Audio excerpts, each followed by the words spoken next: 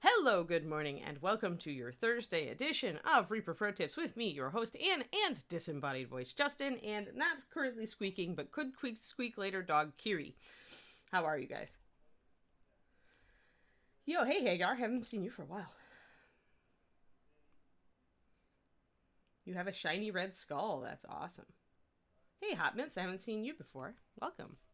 I am Anne. I teach the paint. That's one of the new. That's one of the new ones I put in. Oh, That's the highest level of skull you can even have right now. wow. Channel. That's crazy talk. Deadeye Jared has the pinnacle of skullness. I bet everybody else is, like, totally jealous. Well, except for the people who have firsts. First is very special. Hello, hello, hello. Hello, everybody. Hi, hi, hi. So we're painting transparent today because you guys always bug me about it. Hold on, my camera got knocked as I came into the room, and I feel like I'm crooked, and I'm like traveling here. Hold on, let me travel in the appropriate direction. Now I'm tilted. No, I'm not even playing video games. I can't be tilted. All right, good. So hey guys, so I thought we'd do something weird today. Like, I got a weird idea about this model because I'm like, well, what am I gonna do with it? It's just blue.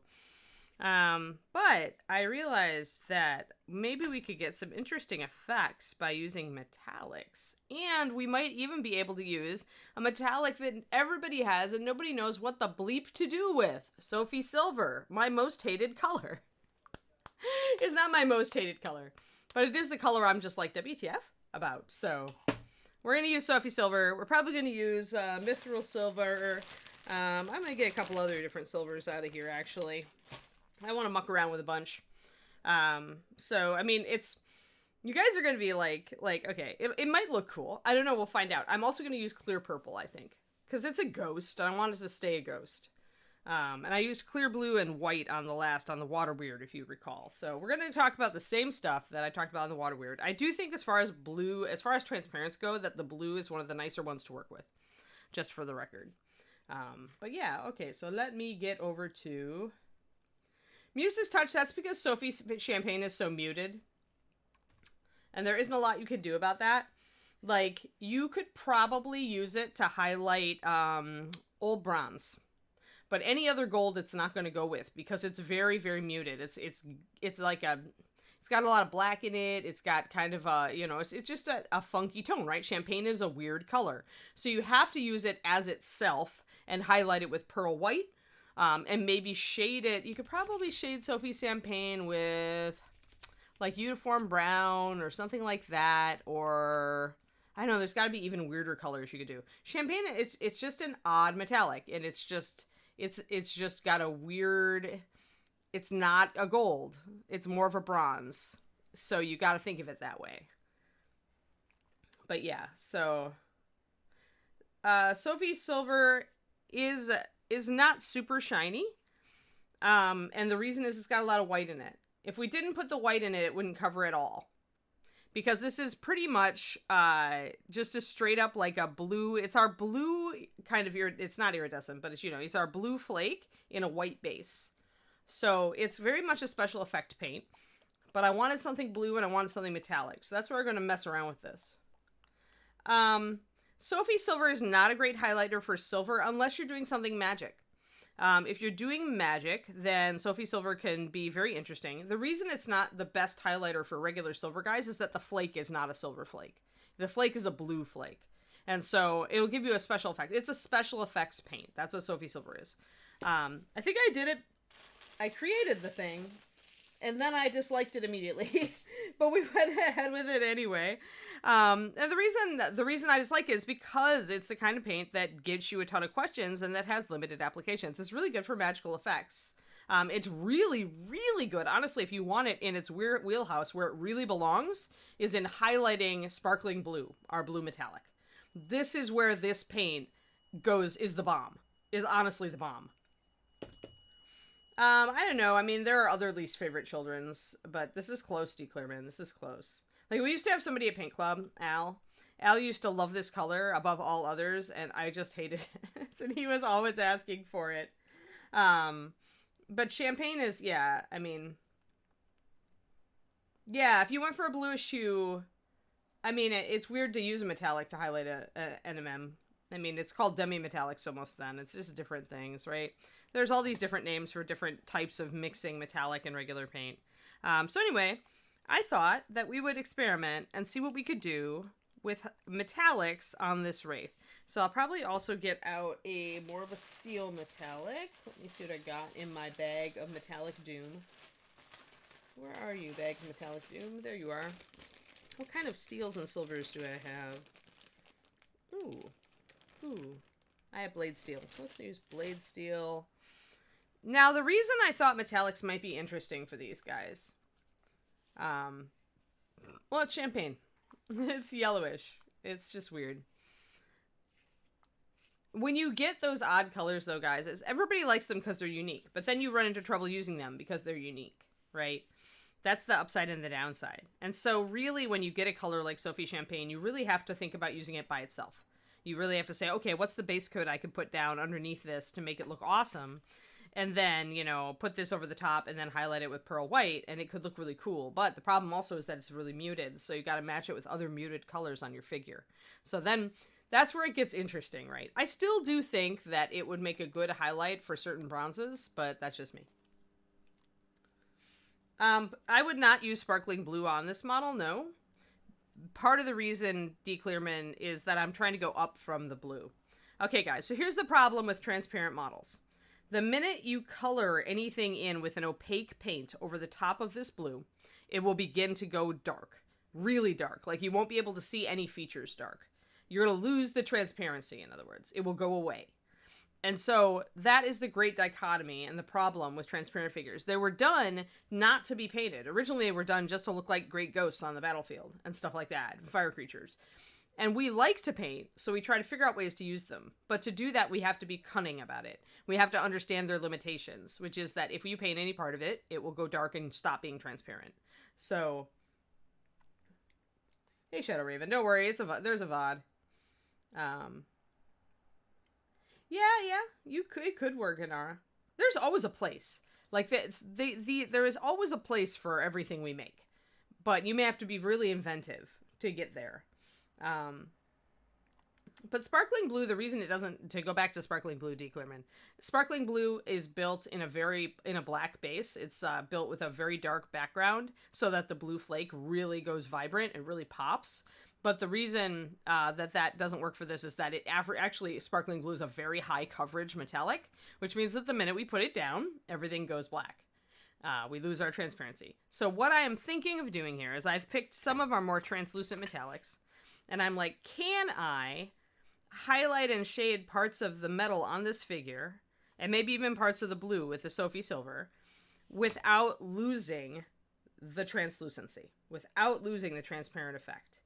So that's why we're playing right now.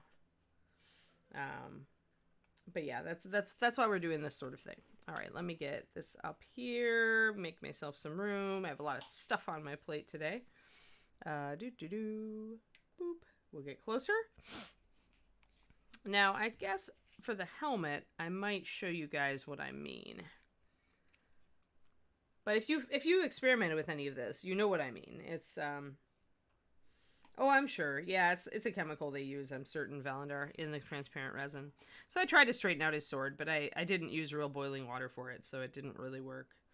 All right, so we've got some details on that helmet, but I don't know that I'll be able to preserve them. We'll have to see.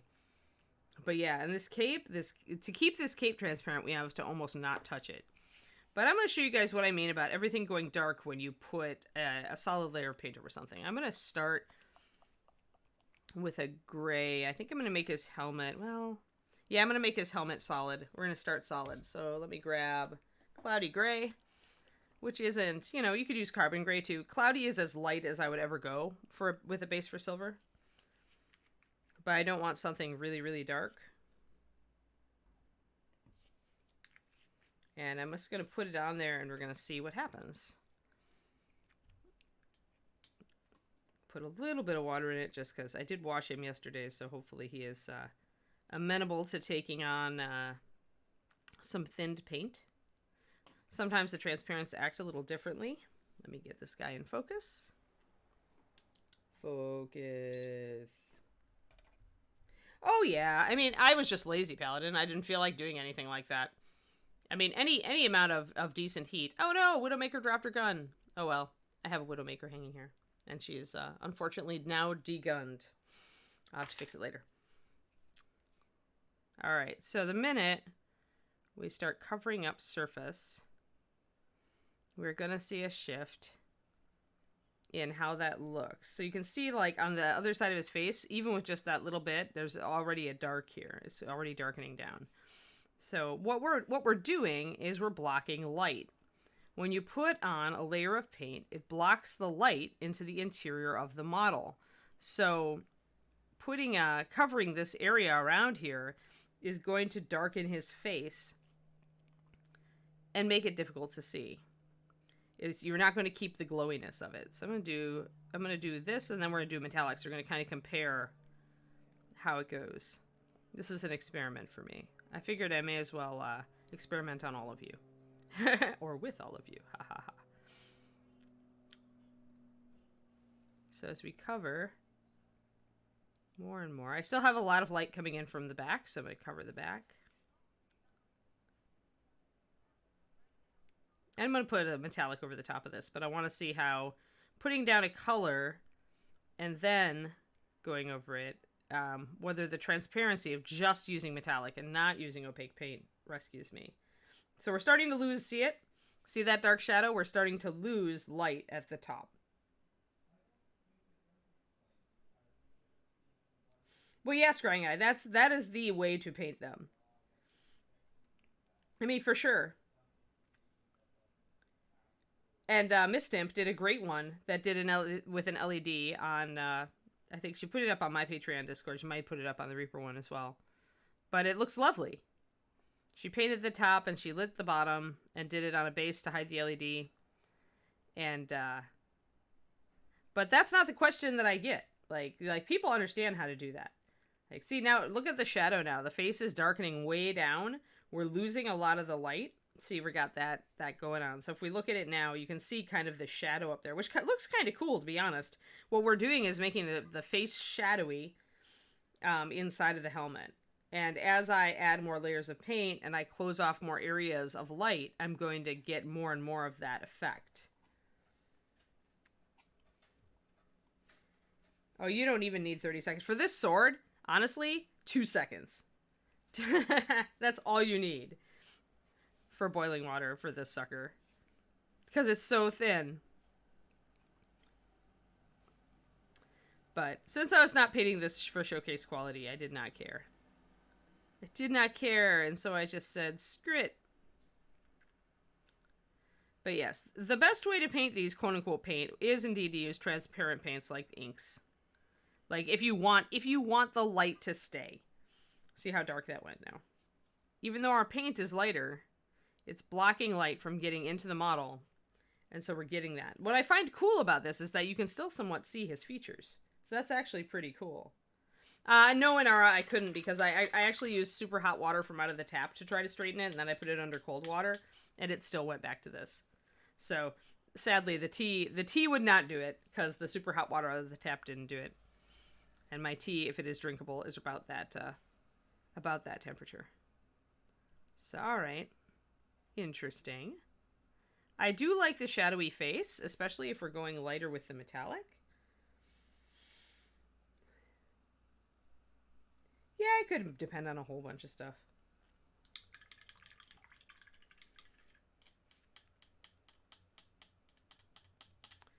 So you can see how we now have, and it's a different dark, right? It's not this vibrant blue that we've got down here. It's kind of a black, right?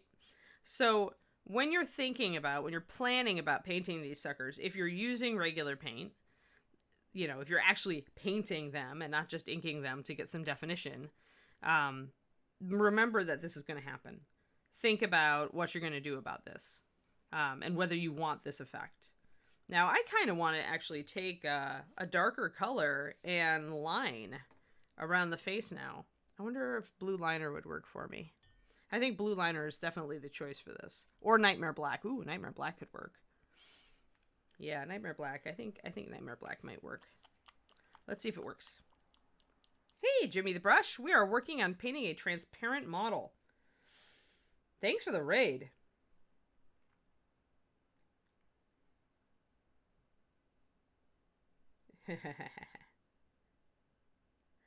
Yeah, definitely. So this is the Ghost King. He's a promo. Normally he comes opaque. But for Halloween, Reaper did a spectral blue variant for their Ghoulie bags. And since a lot of people on the stream have this model or have other transparent bones models, I thought I would talk about painting it today since it's almost Halloween and this is our Halloween promotion. So, hey, how's it going, Chinner? Hey, Jimmy. Thanks for the raid very much. We're experimenting today, Jimmy, because translucent stuff does weird stuff when you put paint on it. So I'm going to play with some metallics. I'm going to play with some opaque paints. I'm already playing with some opaque paints. And then we're going to see how much we can do without losing all of our transparency on this model. So, oh yeah, yes, Soltor, yes it was. Invite Tootsie Rolls. Ready after the stream. It's my reward. My post-stream reward. So hello, Jimmy people. I am Anne. I work for Reaper Miniatures. I created the Master Series paint line. I was also their staff painter for like a decade. I still do paint some stuff for them, or at least I finish stuff on stream and mail it to Ron. Don't worry, Ron. You're going to get that, Juliana. I'm just debating sending you something else also. On occasion, I'm interrupted by my elderly dog, who currently now is sleeping, and we will cross fingers that she continues to be so. So, the thing that I started... Oh, okay. Yeah, it is a cool mini. Now, the interesting thing, as I was just telling the Reaper audience here before you guys rated, is that when you start to put opaque paint, and what I did here was I just put a gray. I put in a foundation gray for my metallics that I was going to do over the top. So I put it cloudy gray down. But when you start to add opaque colors, what you're doing is blocking the light. And so immediately, the part of the model that you block off this way will lose definition. What I really like about this, especially what it's looking like on camera, is that I can still see the facial features at this point. So I think that's actually a pretty cool effect. So I've decided I'm going to try to put a dark line around the face and see if I can bring that out even more. Or see if I do or don't like it, essentially. See what it does. Will it shut off even more light? Because right now we have some light bouncing here. Like, I didn't paint the inside of the helmet here. So wherever light can enter, it's going to try to kind of, bring out details. Or it's going to, wherever it's shut out, it's going to darken down. So you can see how this is different, how it's darker and blacker than the shadows from just the thick plastic. So whenever if you choose to paint one of the Reaper bones that's transparent, this is something you need to remember, is wherever you choose to put regular paint on it, you block the light and it's going to darken. I actually did not. Its nose has no paint on it whatsoever. If I get really close, let's see if I can get really close so you guys can see. All I did was gray. It's actually pretty cool. You can kind of see there. Yep. So when I take my hand out, still all it's just the shadow, just the way the light is moving. So yeah, he's cool. So let's see here. Let's go back to regular focal length. There we go. And I'm gonna get some Nightmare Black, which is actually a really dark blue black. I thought that one might be the good. Yeah, it's a trick of the light, exactly. But when you're painting a transparent model, dim is everything is a trick of the light. I mean, so what you're trying to do is you're trying to paint it, keeping in mind, where do I want it to darken? Where do I want it to lighten? Where do I want to keep the translucency? How much can I do to this to keep some of this weird, transparency to it while still bringing out its details? People bug me, people bug me to paint these all the time. It's not my favorite thing to paint, but because they are so limited, like you really can't do a lot to them if you want to keep the translucency. But as a Halloween treat, I decided to do this. Personally, I prefer to just paint things normally. And if I want a lighting effect, I'm going to paint it. So that's Snake Lady. Hey, look, guys. Snake Lady has some blue water. We haven't done our water effects yet, though. Don't worry. Still have this on my plate. She sits and stares at me every stream. So that's an example of the normal. I actually painted that snake almost entirely on this stream. in past streams. So let's thin this down just a little. The Water Weird is my favorite of all the transparent models. I feel like the detail is at the right level. The fact that it is coming out of a non-water base gives you something to paint. When you do that, the bottom of the Water Weird darkens, which is cool because it makes it look like it's getting more transparent as it gets up in the air, and that's super neat. I just feel like the Water Weird is the best possible answer as far as transparent models go. Although, and I can't remember whoever did this. Was it you, Rax? I can't remember who painted the magma elemental though. Did the fire elemental as a magma elemental, and actually did paint over most of the translucent plastic. It still turned out pretty well. Nightmare Black is what I'm using. Yeah, I decided I wanted to go blue with this. I'm also going to get out some clear purple and try to put in some subtle shadows to bring out some of the details on this in a little bit. But for lining around the face, if I want the helmet to really stand out, I thought I would try some Nightmare Black, which is a beautiful color if you don't have it. 9280. You can see how blue it is on my palette. It's really gorgeous. It's very, I would say blue liner is more like Payne's Gray. This is more like a really dark Prussian blue. So let's see what we can do. So I'm going to block in the faceplate.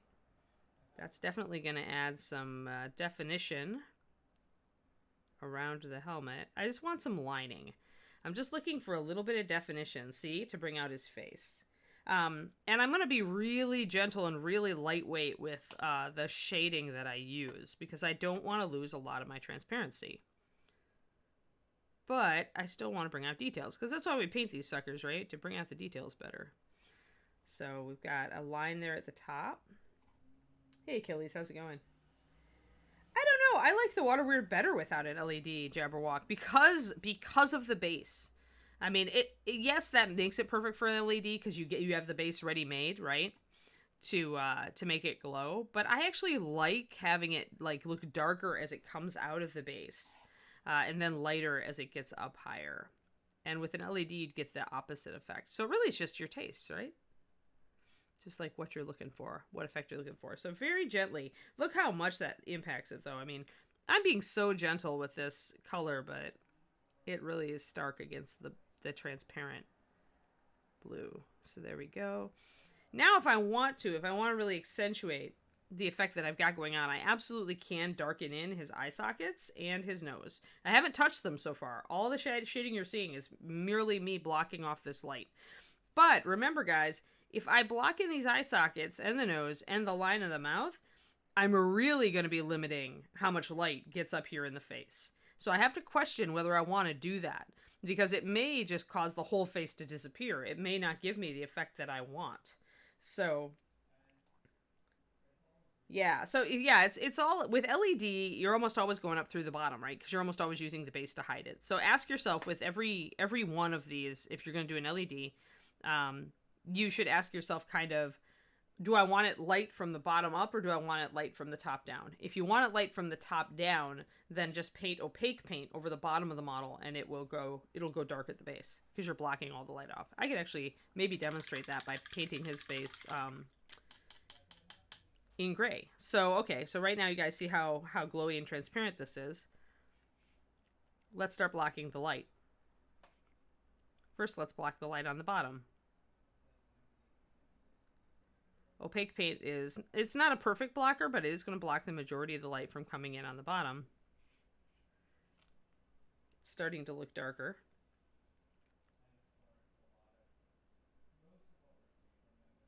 So this is, once you figure this out, what the rest of it is just playing with this to get the effect you want. See how dark that's starting to look at the bottom now. Gonna essentially cut off all light from entering down here.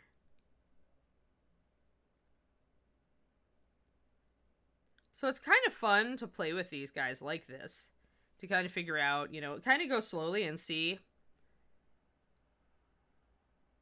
if you like the effect. You can always strip it off.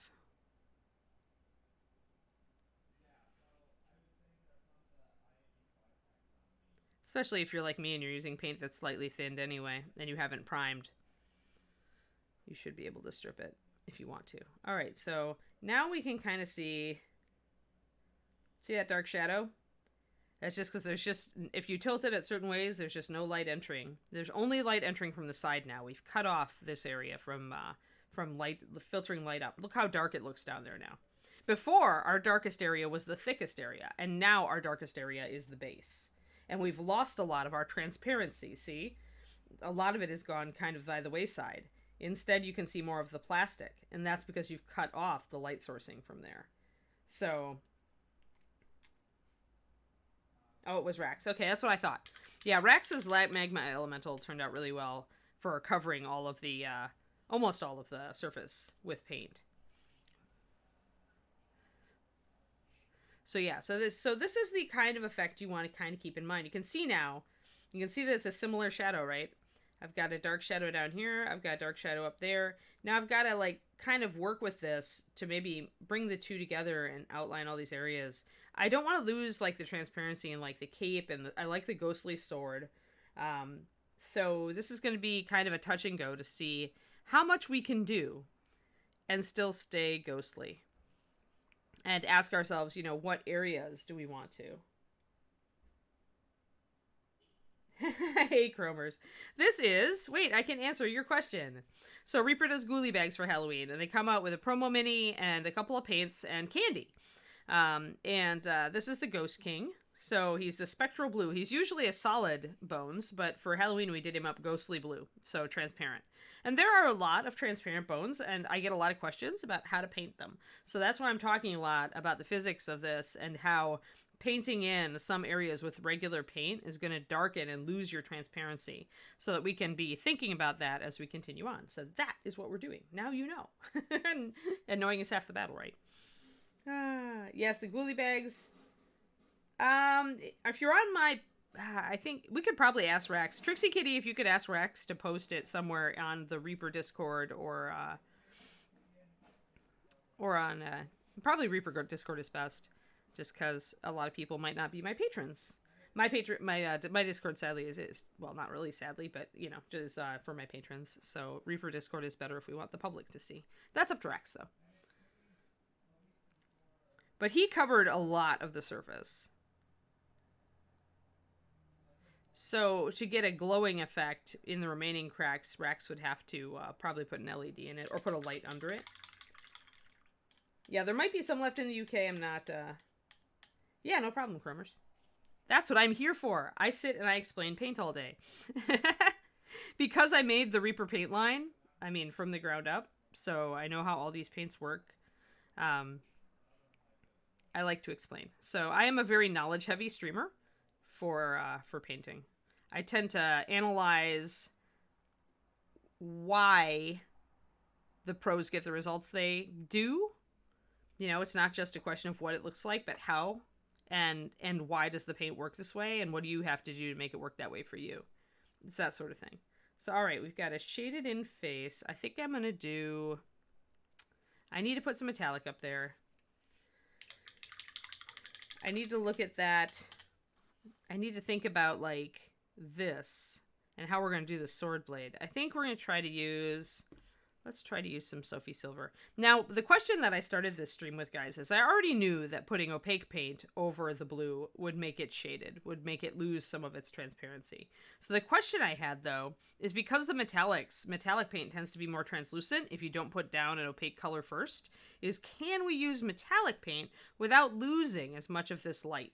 So what I'm going to try to do is I'm going to experiment with Sophie Silver and Mithril. Mithril's very transparent. It's like really an off-white metallic. I wanted something that was close to pearl white, but just a little different. It's a good highlighter for silver and steel. It's very shiny, but definitely has transparency to it.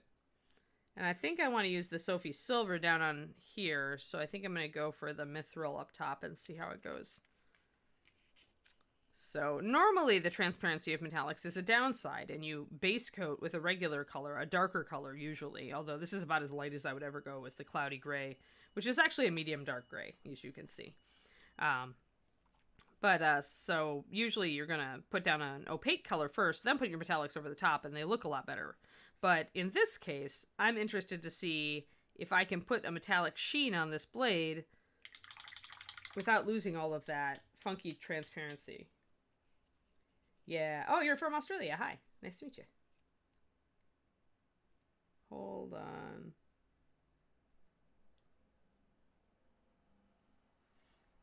I lost some chat. No, I lost some chat. Oh no. And my scrolly thing isn't working.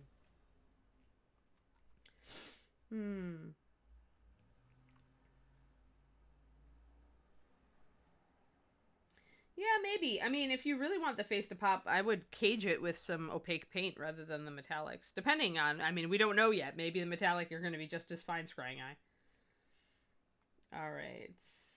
What if we painted a surface to reflect the light comes from into the opposite side? It might, and that's what we're going to experiment with, right? If you go over the silver with, if you go over the silver with a dark color, unless it's utterly transparent, you're going to lose some of that light, Jabberwock. Any paint that you use that has pigment, that isn't an ink or a dye, is, of necessity, has an opacity. And so it will absolutely block light. That's the point, right? The most transparent paints you might get away with, which is why I was going to do clear purple later. But I've never done this before. I'm doing this because it occurred to me that because metallics are largely transparent, we might be able to utilize them in highlighting this guy. Yeah, it's totally... I guinea pig sometimes. I never paint these guys. I never paint transparent models, Chromers, so it's like... This is all a grand experiment. Okay, so right now, you can see the blue along the top and the light along the bottom. Should I do the edge? I really want to see how transparent this is.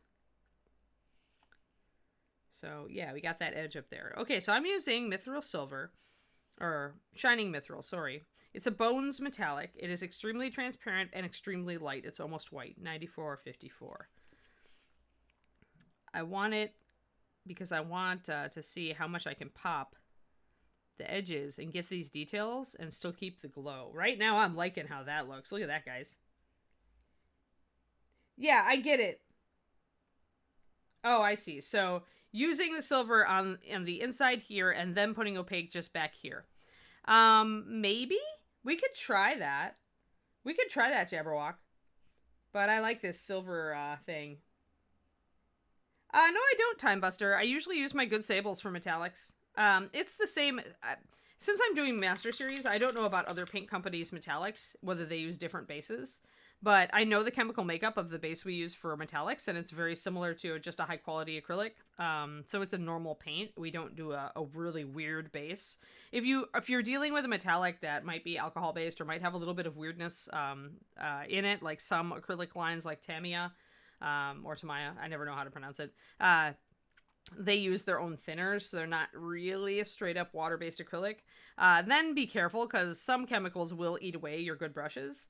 But with the Reaper stuff, it's all just, it's acrylic, it's water-based, it's very friendly. So, and the mica flake that we use, or in this case, the Bones have new technology, so the silica-based flake that we use is very inert and non-toxic. It's not going to hurt my brush. So I don't use a different brush for my metallics as opposed to anything else. Now, I've thinned this metallic down a lot. Look at how watery this is, guys. See it? That's because I want to be able to do thin lines of it. And one wonderful thing about the Bones metallics, specifically the Bones, not the other ones, but specifically the Bones silvers, is that you can thin these suckers and they will stay in solution. They will not immediately fall to pieces. I'm going to try to do a line down the middle, I think. The problem is the line shifts. It's like, depending on how I look at it, the line will shift. But I just want to kind of hit a little bit, a bit of a sheen. I'm getting it. But yeah, the wonderful thing about these silvers is that you can almost layer with them. They are, it's an extremely fine flake.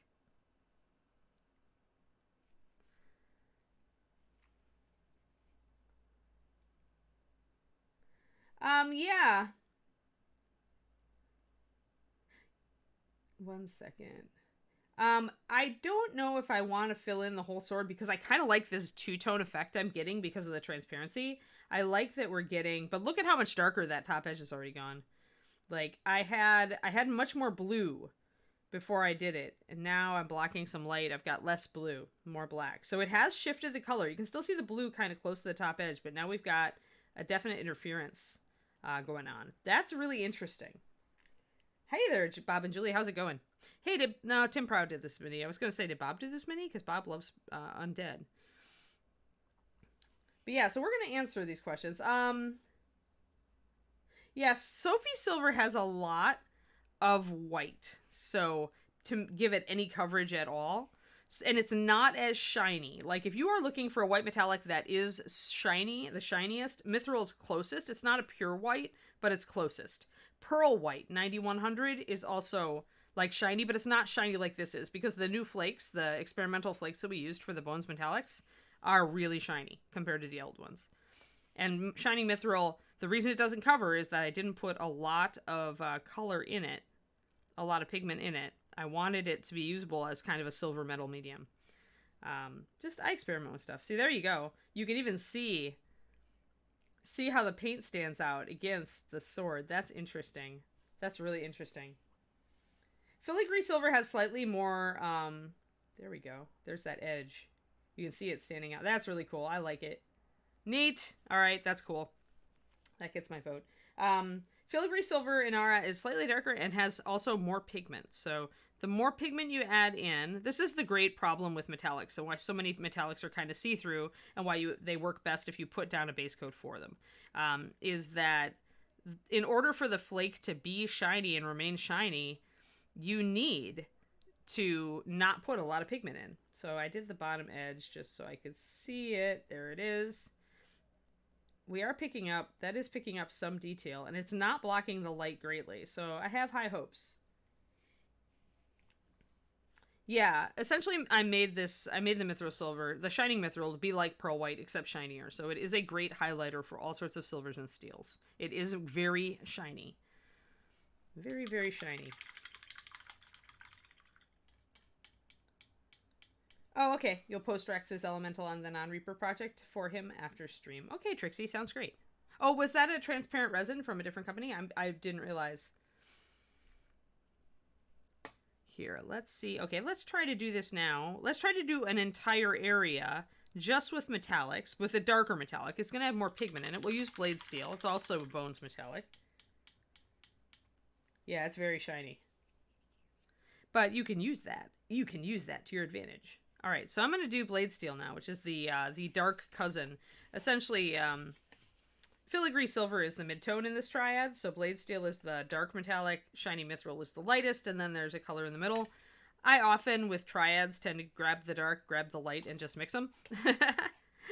But in this case, I want to see now, how does it react if I cover the sword hilt just with metallic, not with the cloudy gray? Is it going to totally kill the transparency? Like, that's my question. Vallejo Metal Medium has just flake in it, I believe, also. And it should work a lot like this, but I don't know what flake they're using. It's what you use, guys, because most companies use mica-based flakes, and there's a ceiling on how shiny mica can be. Let me get my pokey tool in play here. I haven't used Blade Steel for a while.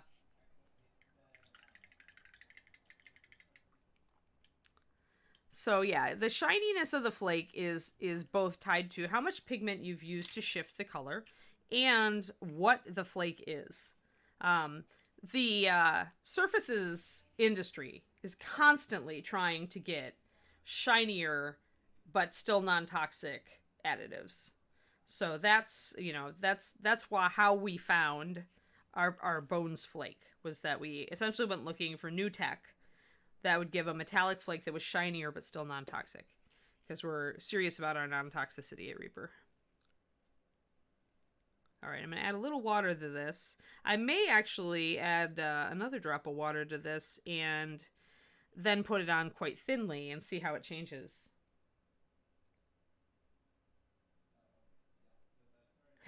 What the flake? Yeah, I can't tell you guys what it is, obviously. Ed will not...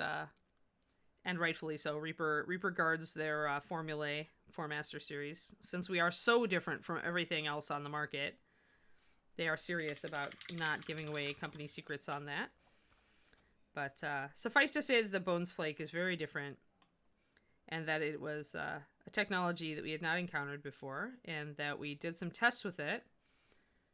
All right, so we're going to put just the silver on and see if it actually allows some light in there, and how I can possibly play with this. Now, since this is just a very limited and horizontal or vertical area, it's not really affecting a lot around it, but we'll see. I think it is going to block the light a little bit right next to the hand and on the blade, but I don't know if it's going to be as much as putting down gray. And I'll probably have to line around this, and that's the other question is, can we line around this stuff and not compromise it too much? And I think we probably can. So we're going to get that silver down there. Oh, okay. No problem, Jabberwock. No uranium flakes, yeah. I really, like, when I was working in the paint department, I was always nervous enough about the stuff I was working with, you know, because even though it's non-toxic, you know, a lot of exposure to it, you always want to be careful, right, when you're dealing with all sorts of different things like that. So I did not need to add irradiated substances to the list of things that I was working with in the paint department. Or that my future protege, Sadie, who now has my job and makes the paint for Reaper, has. So look at this from the back, and you can see that this is kind of dulled down. See how dull it is? It isn't this bright gemstone-y-like effect anymore. This has gone kind of frosty looking.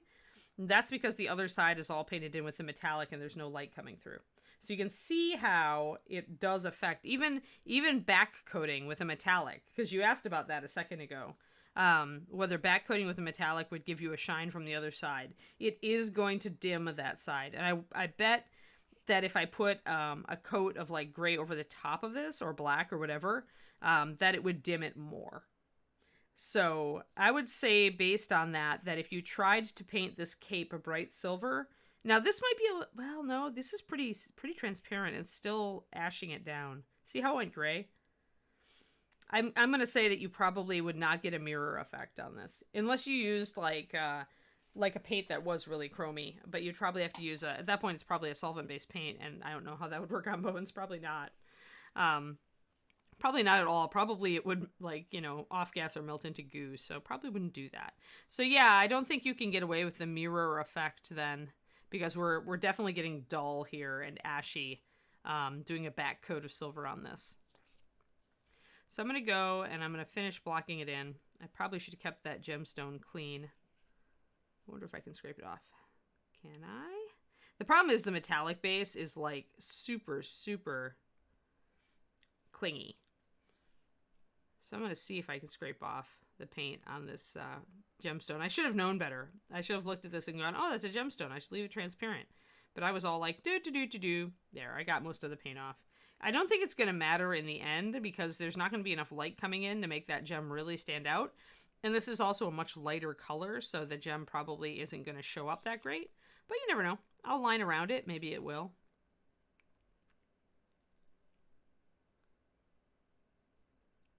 So we have determined that metallics will not actually act as mirrors. If you put a layer of metallic against the back of one of these translucent pieces, it does not actually work that way. At least it did not work that way for the hilt. It could work that way. Maybe we use a different metallic. Maybe we use the mithril down here and we experiment with it.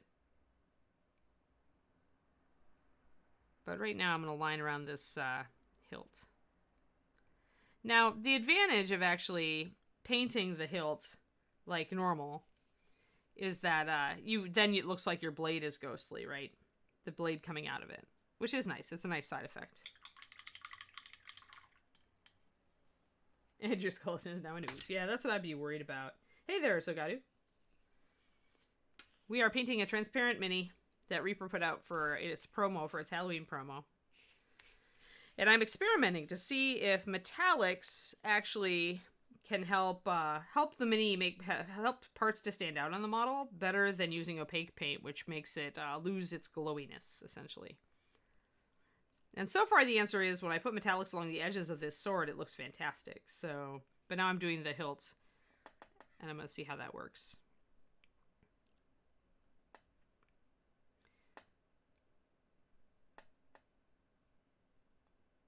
There. Now I'm lining just like I lined around the helmet here. I wanted to bring his face out a little bit more. So I'm going to just use a really thin line. I think that's his thumb. Yeah, it is. Just to kind of define the areas. And since I'm not making really thick lines, it shouldn't really impact the translucency of the material. But it should still let me set off the areas that are metallic.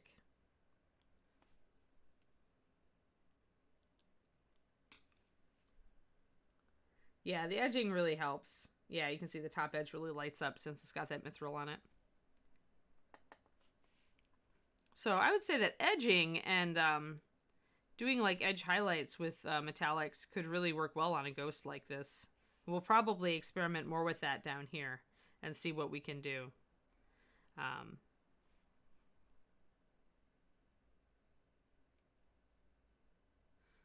So I've got some lines up there now to make that hilt stand out. We probably still want to shade it.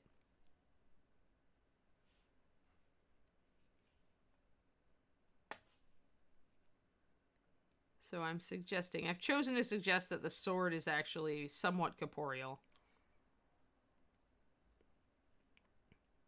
I'm going to highlight around the gemstone, or shade around the gemstone rather, line around it to see.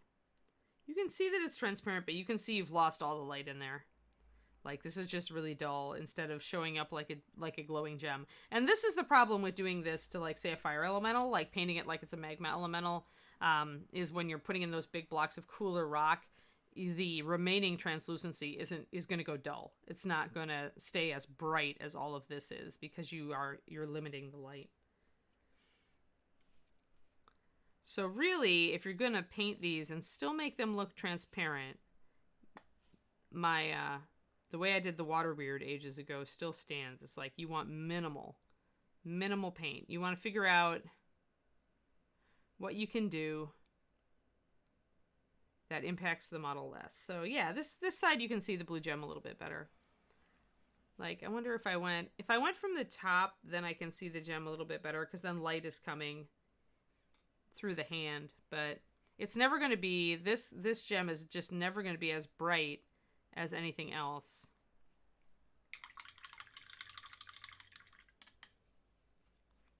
So let's go a little farther since we're using limited palette on this. Let's do the wraps on the sword guard with Nightmare Black.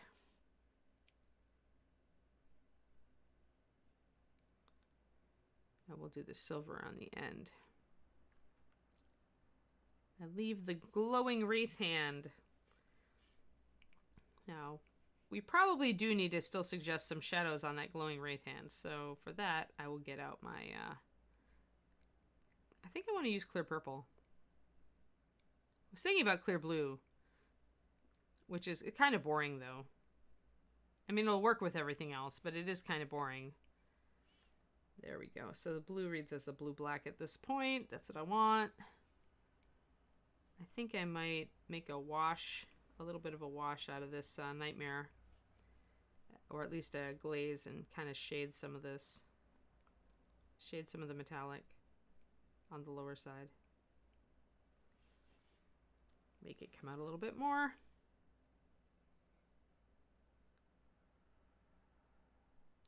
And then, of course, you have to ask yourself, you know, is this guy actually glowing?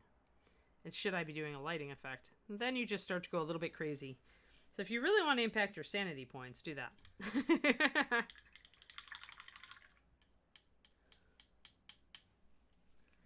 Alright, so now metallic. I'm going to go back to my blade steel for this. Ironic that we are painting everything but the blade in blade steel.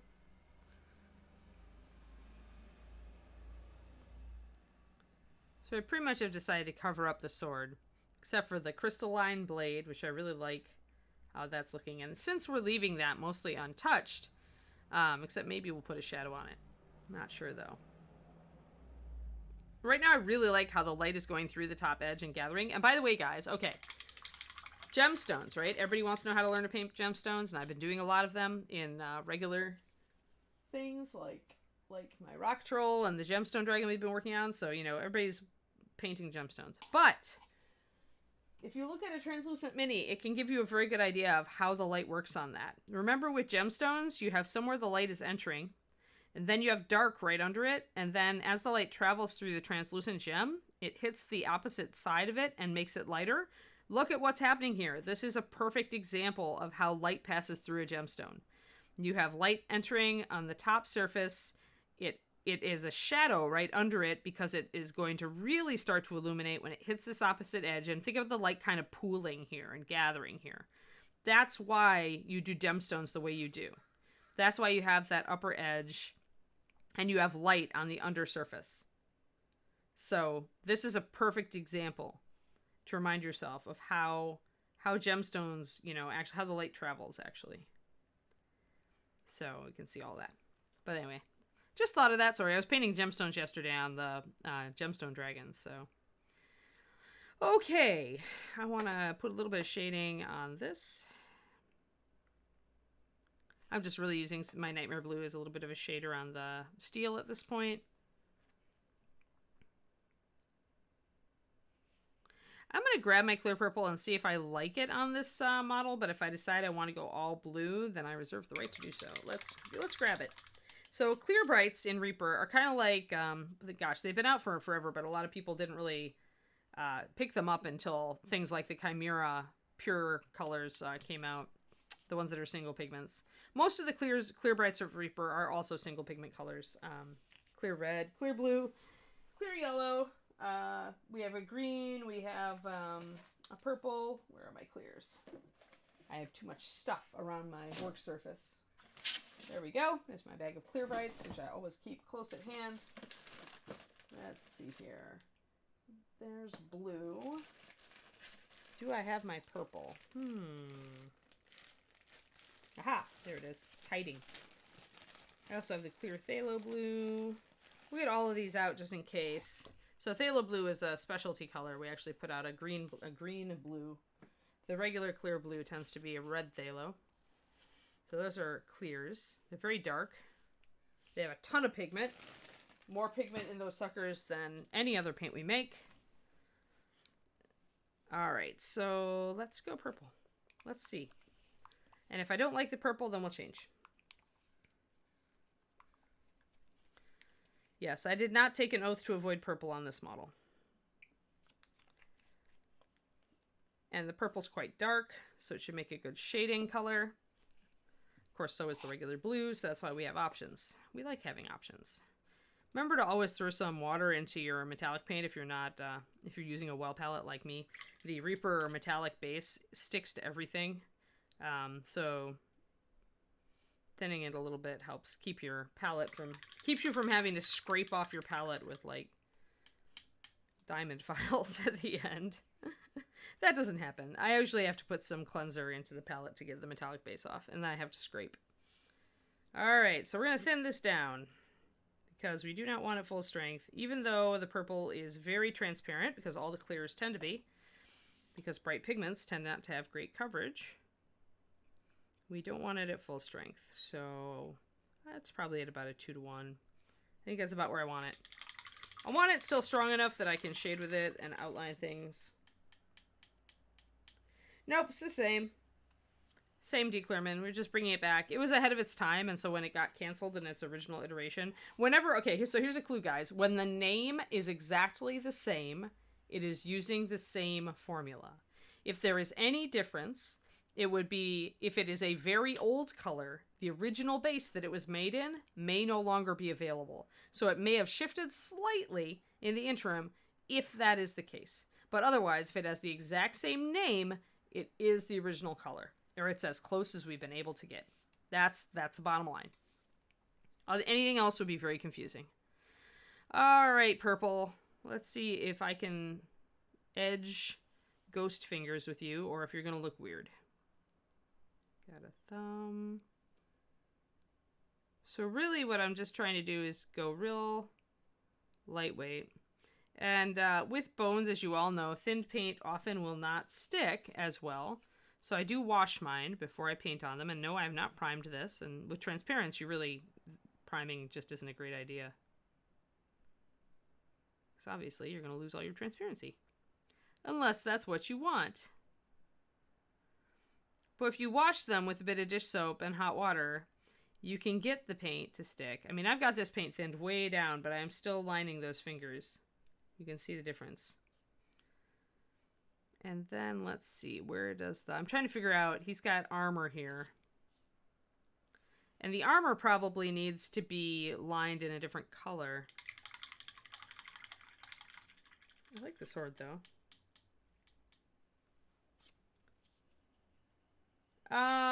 We don't really have an ink line. We just have a few colors, Soltor, and I think one of them is getting canceled or discontinued.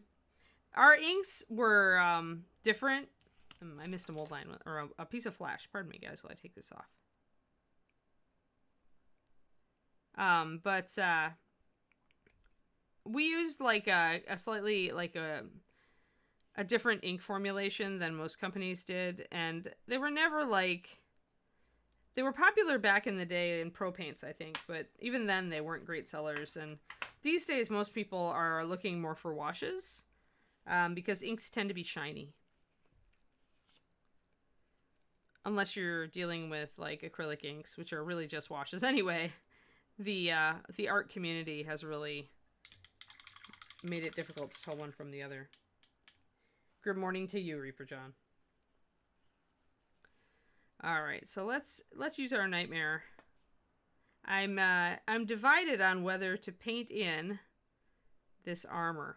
These are armor plates here on his arm. Once I paint them in, you'll be able to see them. Yeah, so which is kind of why we're painting them in, right? Is that it's hard to make out kind of. It was like, well, what is that? Until you paint it and give it at least a little bit of lining. Now, as you can see, we can line them and kind of bring out the details without losing a lot of light. He's got this big shoulder pad too. Let's get a shadow on that. Then we got to decide if we're going to go metallic with some of this stuff.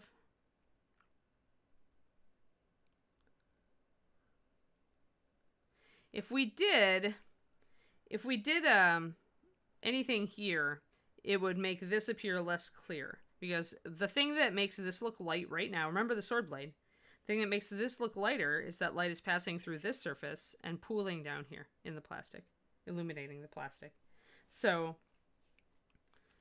at that point, you've got to ask yourself, well, what am I going to do with this chainmail? Now, if the chainmail is going to go like the helmet or the sword, then it doesn't so much matter, right? So now what we need to do is we need to determine what do we want to be transparent and how much are we willing to compromise here.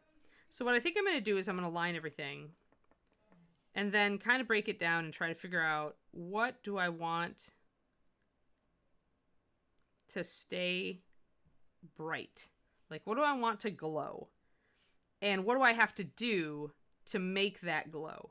Like right now, I don't really care about, whether the chainmail glows. So I could probably cover over this shoulder pad. I do need to paint the helmet in metallics, however. Over the gray there. So we've got plates here, plates there. Just putting a little bit of lining in there helps things come out without really interrupting. Lining is just a minimalistic shading, so I'm essentially trying to get things to stand out without covering up a lot of area.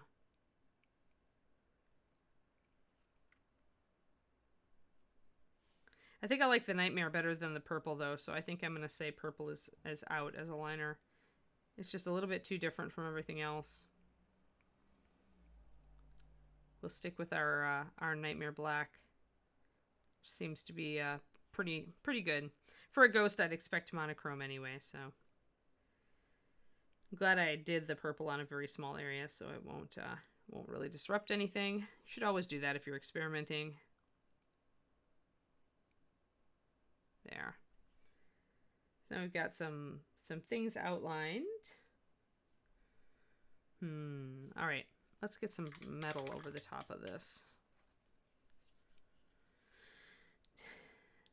The thing is, I really like that edging on the sword, but I don't know if it has a place in these big clunky plates. I think I might do it on the cape though.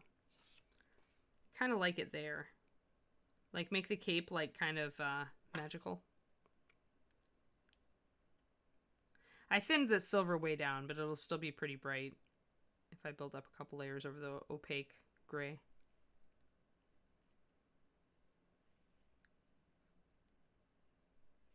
Interested to see if it darkens down the face yet again, because now I'm going from 1 layer of light blocking paint to 2.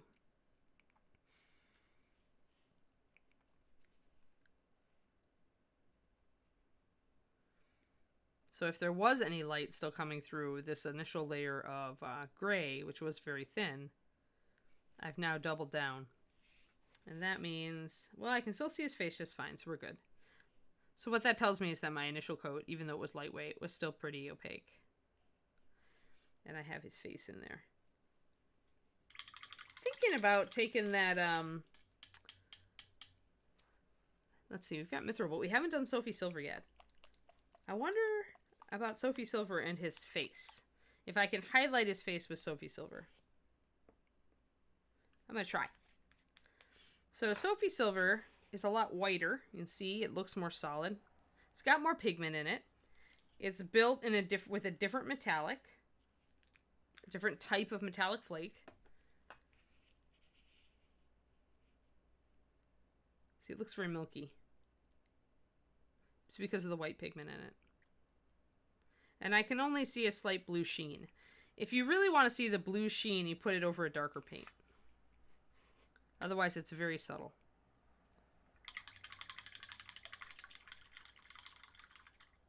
Varl, you're going to have to go back to the beginning because you really want to watch this stream from the beginning.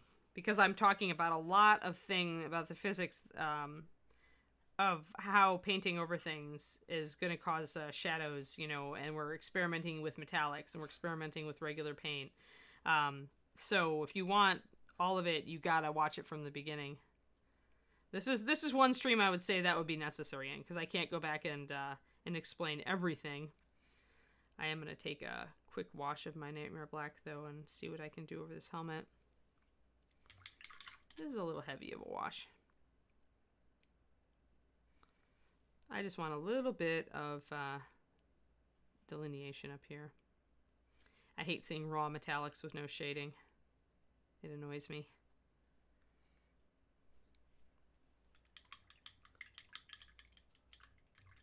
Yeah.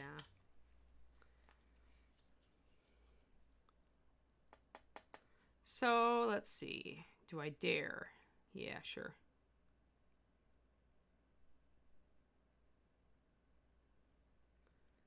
Get just a little bit of highlighting.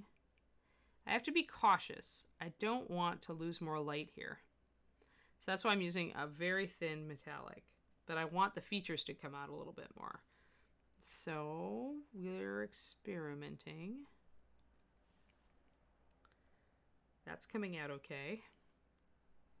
Now here's the upper lip. It's hard to hit that nose. There. There we go. That's working. That's good. Yeah, they would, Trixie. Since the pearl white is just a white flake and the Sophie Silver is a blue flake. And otherwise they're pretty much the same. Get those teeth.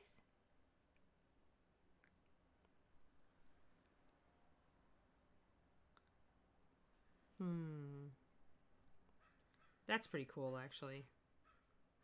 So now his face really looks like it's all painted in by opaque paints, even though it's not.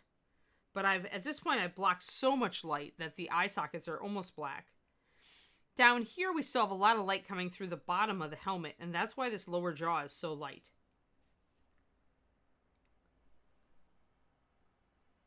Yeah, that's exactly what I talk about, Varlos. You got to ask yourself, what do I want? What parts do I want to be transparent, right? Like, I'm kind of liking how this guy is looking so far, to be honest. I think he's actually looking really, really good. I'm interested if I do some blade steel on these plates if everything below them is going to go dark. But maybe I just want to do a little bit of blade steel.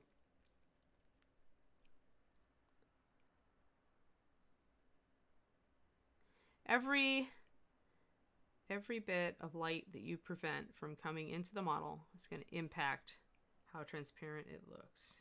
But this here, I'm really painting almost a thin glaze of metallics over the top. So you see, it's just kind of a sheen. Because it's so thin, I'm not losing a lot of transparency. See, you can still see a lot of transparency on the other side. You don't see any of the silver. Like, it's not really showing through at all. But it's not impacting as heavily, which is nice. If I wanted to definitely keep a lot of my glowiness, but I still wanted to put some silver on there, I can. Now, the problem is if I go in and I shade this with some of this Midnight Black or Nightmare Black, then I'm going to start to lose some of my light. If I decide to shade like the inner part of this, add a little bit of shadow underneath there.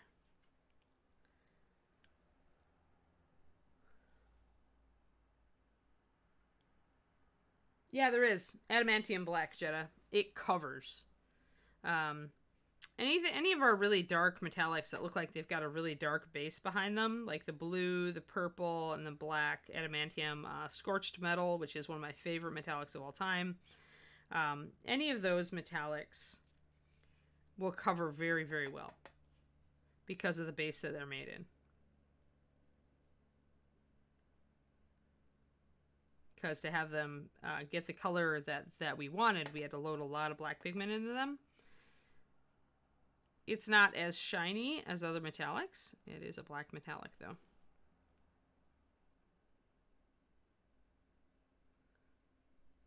So now I'm wondering, let's put a wash over this chainmail. And let's see how that impacts our light flow. A wash will be pretty transparent, and it'll be more transparent if I grab my either brush-on sealer or gloss sealer and use it as a matte medium or a gloss medium, respectively. Well, you know, it's 2 days till Halloween, Orion. It's gotta be good. Gaston, most of the time you don't want to thin your metallics much, if at all. With standard Reaper metallics, I usually would go a 6:1, like hardly thin at all. With the Bones metallics, they will take more thinning. They will allow you to do more thinning.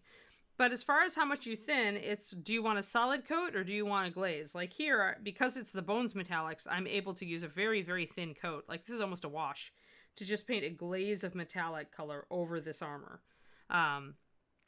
But, you know, and I don't have a problem with it, but I wash my minis beforehand. And I think that's key to getting the bones, the thinned paint to stick to bones. But, I mean, one of these metallics is like 2:1 paint to water. So 2 drops of paint, 1 drop of water, which is really thin for a metallic. And anything but a Bones metallic, you can see how it's separated out. I'd have to stir it to get it back into solution. See? But unlike other metallic paints, the Bones doesn't immediately fall back out of solution. It'll stay decently for a bit. This is really thin, though. Like, super thin. Like, see that? That's how thin this metallic is. You can hardly even see it until you put it in the light. Hey, it's nail polish, guys. You can just sit here and do my nails, right? It'll stick, too. We used to refer to this jokingly as Master Series nail polish. It sticks to nails like nothing else. Yeah, color shift could work very interestingly, Anara. I mean, it'll be subtle because you're not putting a dark coat underneath it, but it'll probably look pretty cool. I have a couple of the Turbo Dork color shifts. So let's do just a blue wash. I'm going to mix up my sealer. I'm going to put a drop of it in here. The reason I would add sealer or matte medium in Reaper, they're about the same thing, to this. Oh no, I dropped my brush. Is that I want it to be really translucent. So washes made with water are transparent, but tend to become a bit watery over time. And that can cause them to dry funny. So adding a little bit of matte medium, or a wash medium, or in my case a brush-on sealer, gives you more translucent paint, without losing, see, it's more translucent, but you still get the depth of color you want. So this is about perfect, actually. I think I'm just going to do this. Let's see how much this blocks light. You can see a lot of light coming in right now. But I want this chainmail to actually have some detail on it. So we will gently put a wash over it to bring out some of these details. Unfortunately, there's a big hole in his chainmail right there. I think I'm actually going to paint that inner area very dark. So I'm going to hit the other side just so I can make sure to be consistent, so I can see how it affects everything. No, I'm using Nightmare Black. I decided to use Nightmare Black Jabberwock. It's a little bit more vibrant. So this is Nightmare.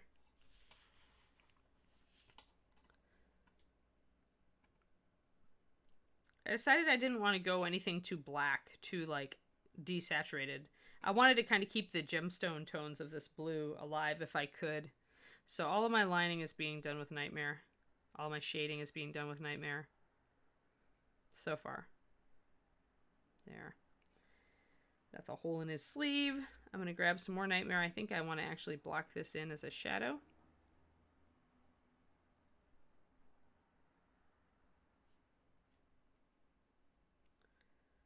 That's interesting. That is interesting. I kind of come up here, put a little bit of shadow in here. So the more shadow we put in, again, the more we're going to lose our kind of translucent effect. See how this is dulling down now? Now that I'm blocking significant amounts of light here, all of this is dulling down. So I'm losing some of that translucency again. So that's why going slow with these can be a good decision, because you may not know, especially if you're not used to painting them like I'm not, you may not know exactly how what you do is going to affect stuff. And so maybe you want to go slow. I want to get, I wonder. The Sophie Silver really is coming off as white, so I think I want to save the Sophie Silver for very specific things. I don't think I want to use it on any of the armor. There. Rawr. That's pretty cool.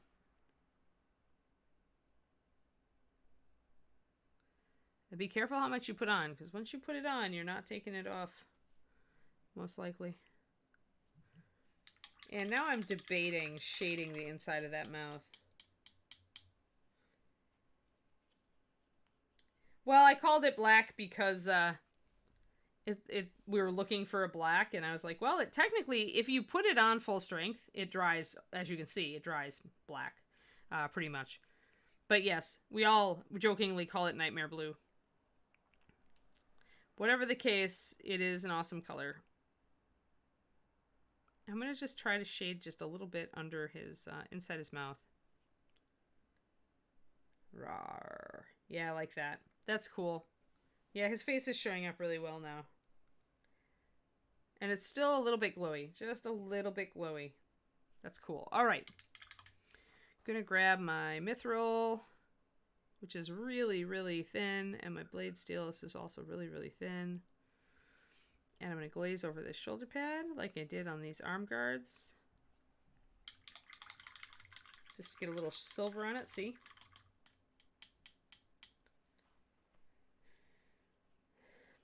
Yeah, the Sophie Silver really does. In fact, so much so that if I was smart and awesome, I would grab some of it right now and use it on his little fingers.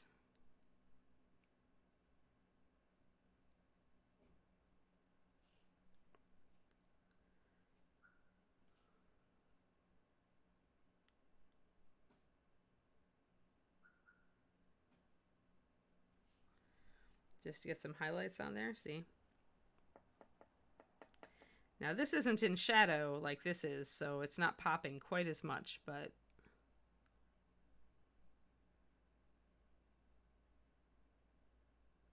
And I'm just putting little touches on. All I want is that suggestion. Remember, it is a metallic, so it's not going to be as solid as like a pure white. If you want a pure white, go for that. Although it will block more light. But if you put tiny touches of it like this, it won't.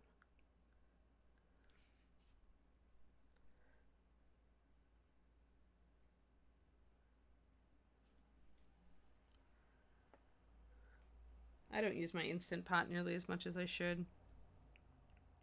I have some Indian recipes that I want to try in it because I love Indian food. And apparently it's not enough to have like 6 really good Indian places within like walking distance of my apartment. I have to also learn to make it myself. Although, I don't know, it's baking season now. I get the feeling that I'm going to be cooking less. There we go. There's the skull's hand. I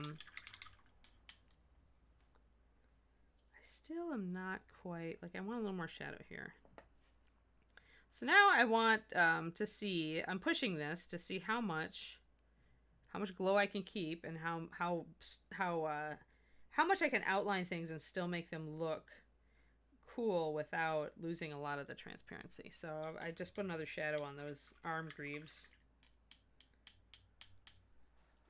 And I have a thin layer of metallic that you can see from above. See that metallic on that shoulder pad, but I think I could do a bit more. Doing blade steel, I can always highlight it with mithril. I will probably be going up and highlighting the helmet with mithril once I get it all figured out. And shade it with Nightmare. Now the more I block, the more I'm going to lose this transparency. Remember, the more metallic I put on, the more I'm blocking the light.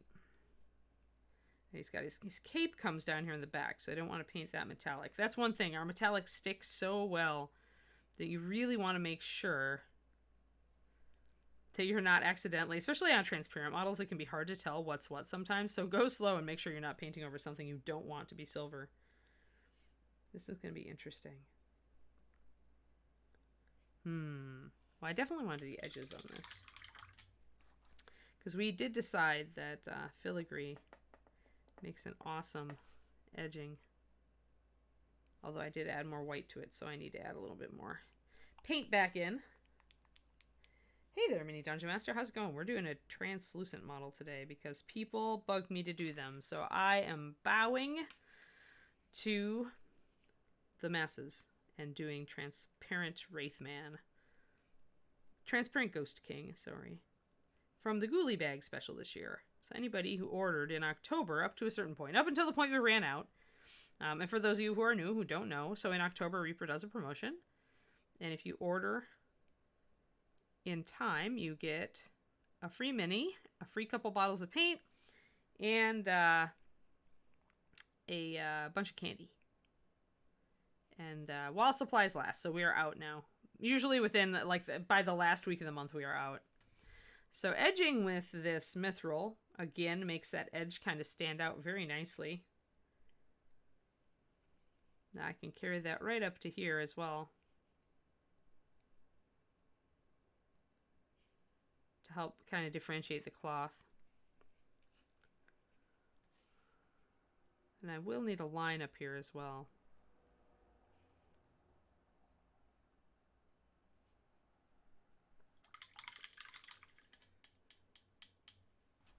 Oh, this is the, yeah, this one needs boiling too, but I just didn't care. All right, so interesting. So so on that topic, you guys know I put a dark shadow into this this sleeve here. So it even looks like the dark shadow is painted over the outside here, even though it's not. That's actually just the inside. So that's how much blocking this off made this edge darken down. So be very careful with where you put your darks. Make sure that they are where you want them. Because on a very thin translucent model, it's going to show through. If you put a really dark surface on one side.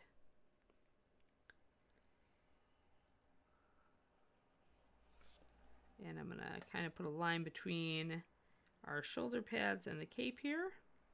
I want to differentiate those surfaces.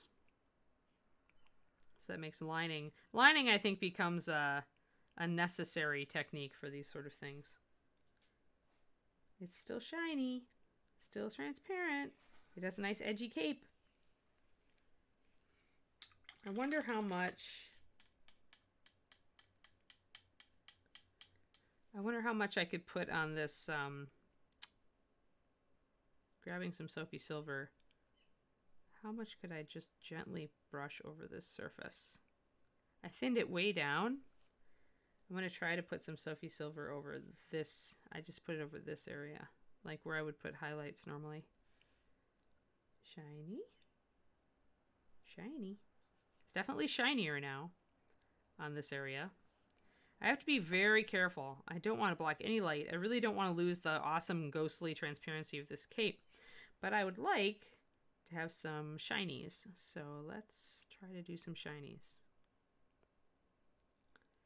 Now Sophie Silver is going to show highlight blue because of the flake. See if there it is. See that shimmer? And the more I build it up, the bluer it's going to get.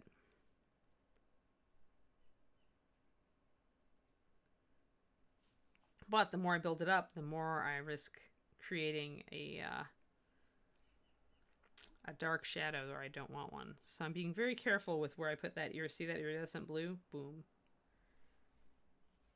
So I could probably get away with doing a lot of the cape like that. And now though, I really feel like I need something really transparent. I may need to reach for my clear blue. I don't know. I'm going to see. Blue, the clear purple was too different. I did not like that next to all these other blue colors that I've got going on. Well, he's starting to read pretty well though up top, guys.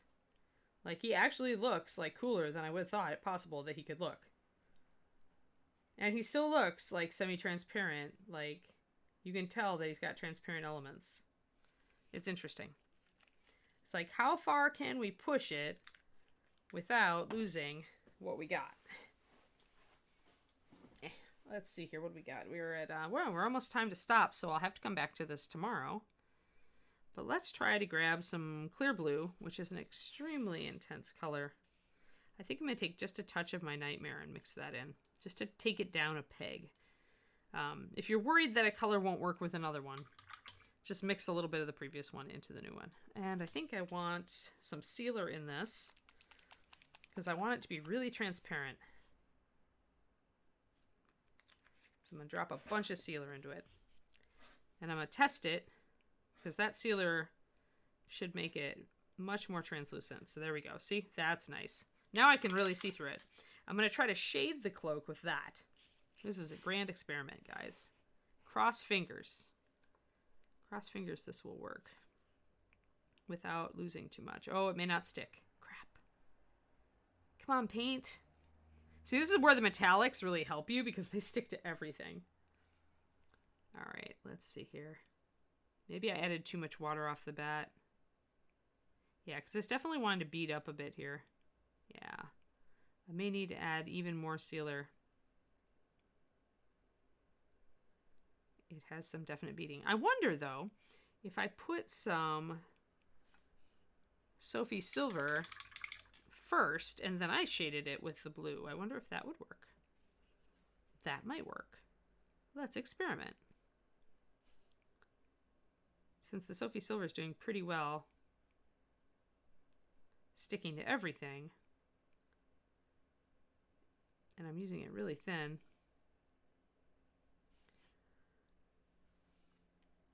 that's still looking pretty transparent. I will let that dry and I'll see what I can do. I like that effect though. I like the Sophie Silver here. I've actually found a place I like Sophie Silver. Let the record show. And I've still got some shinies coming through, like that really like flare of light there is coming through from the other side. That's really nice. So I'm still getting transparency. I'm going to do the whole inside of this cape. I've decided. I'm committing. I'm committing. I'm doing the entire inside of this cape in a very, very thin coat of Sophie Silver. Really thin. Because the metallic base is so hardcore that it sticks to everything in a super thin layer.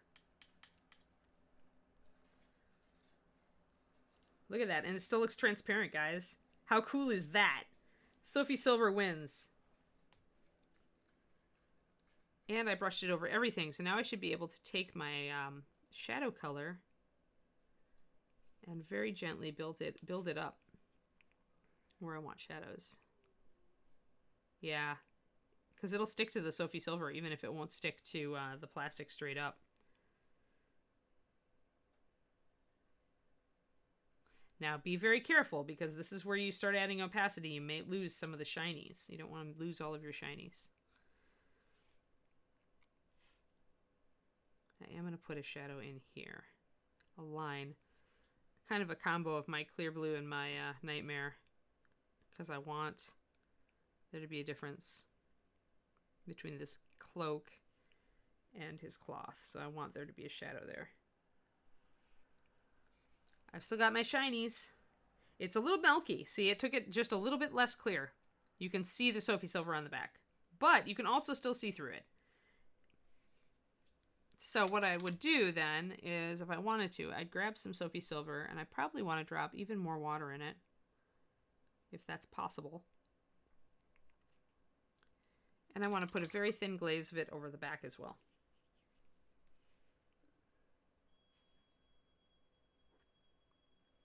Because there is a little bit of white in this, so you are going to get just that little bit of frosty. But if I add a little Sophie Silver to the back here, then I should get a little bit of a sheen. It looks frosty, which I actually like. It looks cold.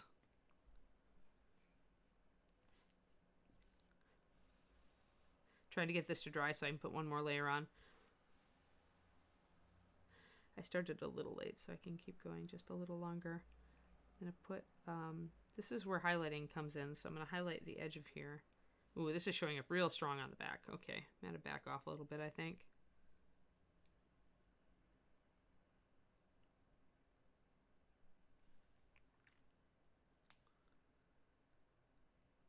Yeah, because the more, every additional layer you put on, it's going to change it a little bit. So I'm going to come in and I'm going to highlight the edge again.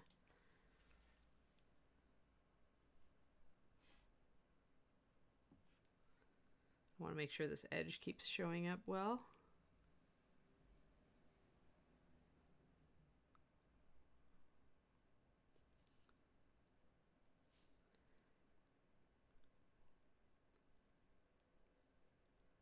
Watch really come up frosty. So this is cool. This looks like ice now. That's pretty awesome.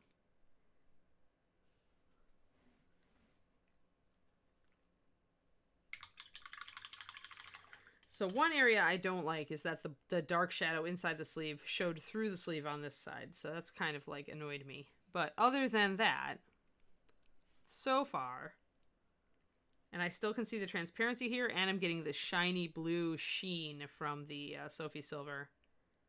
So that looks cool. That's a cool Mastic. I did not. I used it really, really thin and just brushed it like a super thin base coat over the whole thing. So I did a glaze of it, Soltor. I did not use it. When you've got your paint so thin, you can't do a wash with it. It'll pool. And the one thing you don't want to do over transparent plastic is you don't want it pooling unless you want it to totally block light. So you never want your paint to be thick or pooling anywhere unless you're intending it to be like a solid coat like I did up here for the metallic, or you want it to block light like the helmet. So I'm liking that magic-y cape. Now I'm going to grab a little bit more and just do some lining here. Still haven't decided how I wanted to do this armor up here.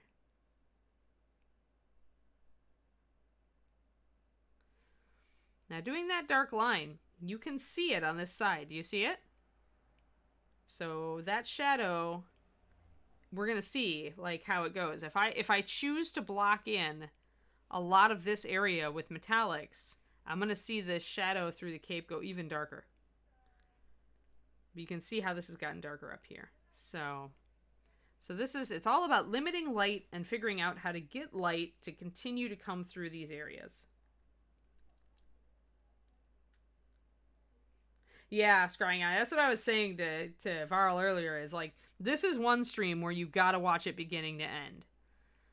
Like, and I don't usually say that, because often I'll recap as I go through if I'm doing a technique, or I'm repeating the technique, right? But here, I think that watching the model change as you do stuff to it, and watching how it changes, is key.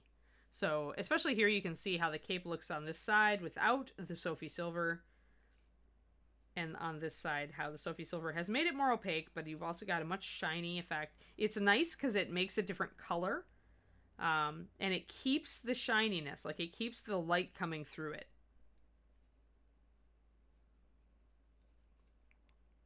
And that's like key. Like if you're gonna do transparency, you may as well preserve some of the transparency. So yeah, so we'll have to like tomorrow, as our last stream before the holiday, we will keep working on this and decide what we want to do with all these additional armor plates that I'm kind of outlining right now in liner. Yeah, because, you know, we have actually made a lot of the details. Like, a lot of the details come out now, right? Whereas over here, you just really can't see any details, right? He's just ghostly. Now, you could do with this what I've done with other ones in the past and made it look like ghostly going into corporeal. So you could do the Wraith Queen treatment on this, where you kept parts of it perfectly clear, and then you brought it up into more of a lifelike or deathlike, more defined area to suggest that he's, you know, becoming corporeal to smack you with his stuff. Yeah, I don't do much translucent outer mama because I think it really is a finicky little devil. But this is turning out much better than I expected. So there we go. But yeah, so you could also do that. You could choose to just make part of him, the action part of him, this part of him, more corporeal, and then leave the transparency fading out so that he looks more like Ms. Wraith Queen here.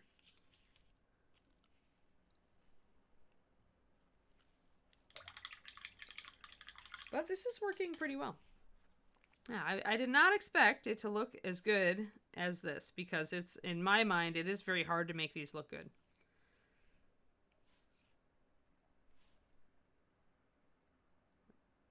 Making some shadows under his helmet here. Didn't shade the other side at all.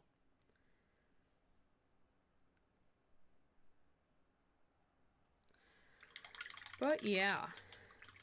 So yeah, we'll come back to this tomorrow. We'll do more highlights. I definitely want to, I'm going to touch up some highlight on these helmets right now. Never just leave your metallics like straight. Always highlight and shade your metallics.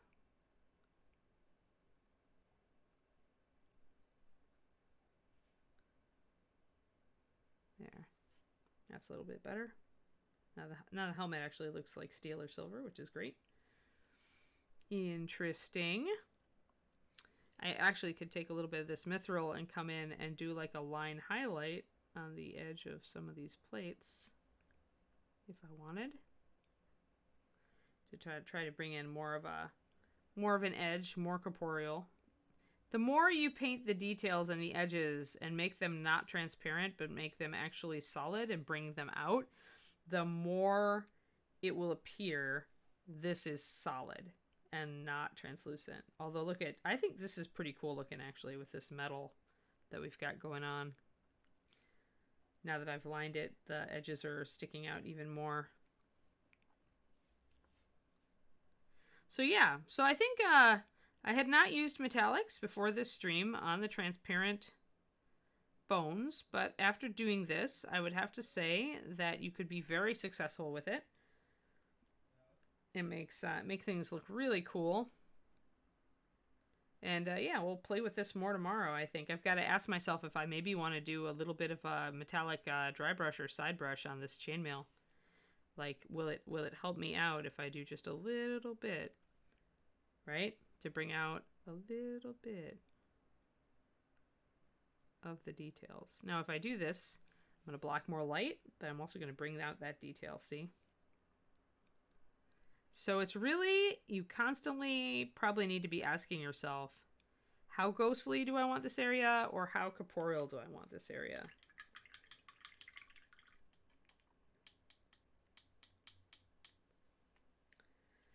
Yeah, and you could totally do that. I mean, if you don't like the translucency, you know, which I tend not to. I like to paint it just straight. So, you know, you can totally paint over a translucent bones just like it's a normal bones. It doesn't matter. But if you want to keep the translucent effects, then there are certain things that you do to keep them. So yeah, he's looking cool, guys. We will continue this tomorrow. It's looking kind of fun. Will the clears mix well with the Sophie Silver for a colored glaze?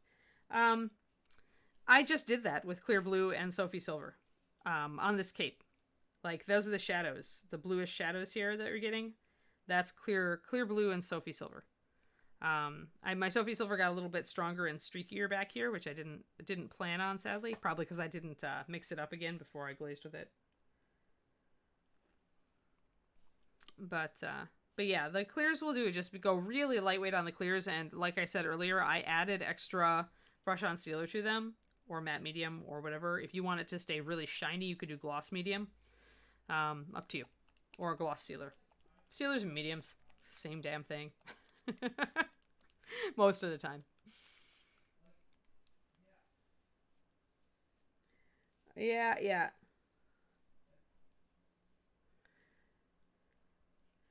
All right, cool. Well, Justin, who's out there to raid?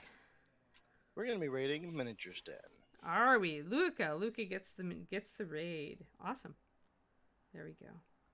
Yeah, because this next Wednesday will be the premiere of his show and Oh, good. What time? Stuff on Reaper. So what time of the day? I believe it's set for 3 p.m. on Wednesday. Okay. Super. And it's supposed to be, I think, a 2-hour block. So we'll see. Since next week is studio. We have to build the studio in 3 days again. Oh, yay! Fun. Yeah, so it's gonna be fun. So yeah, so cool. Okay, oh guys, don't forget I've got my D&D stream this afternoon, so 4:30 p.m. Central Time. If you're bored while you're waiting for Reaper Live to start, come on over and visit me. And also we've got Painting Platinum, right? We have Painting Platinum today at 3. Awesome, super fantastic. All right, this turned out well. I look forward to seeing you guys tomorrow as we work more on this Wraith. Have fun, everybody. Have a great day. Thank you guys very much for hanging out with us today. Keep being awesome, and I will see you guys later today for Painting Platinum and then Reaper Live. Thank you guys very much.